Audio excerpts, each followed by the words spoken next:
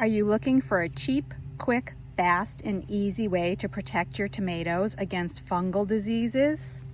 It's probably in your pantry, and it's baking soda.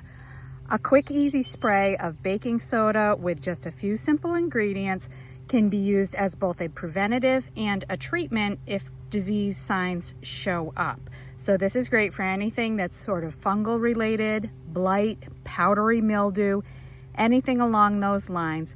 And the way it works is by raising the pH of the surface of the tomato plant so to a place where fungal diseases and mildews just can't colonize and can't set in to any appreciable degree. So you might still get some spots and signs and symptoms of it, but the idea is to knock it down to a place where the plants can kind of deal with it on their own and it just isn't enough to cause any serious harm.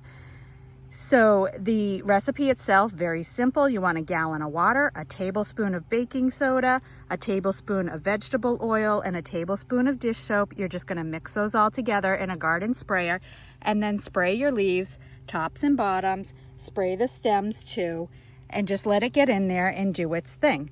Now, the one caution is that you don't want to go above the recommended dosages and the recommended concentration of the recipe, all of which is here in the article, by the way. Please read through, find the recipe, find the recommended dosing times and schedules for that too.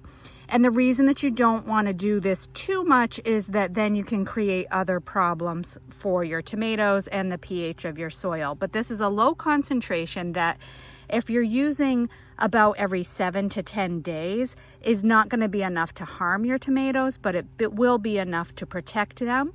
It probably works a little better as a preventative so that you stop anything from getting a foothold to begin with. But also if you use it as a treatment at the first sign of disease, you'll do well to protect your tomatoes. So there we have it, something else to put in your tomato toolbox and keep those tomato gardens growing.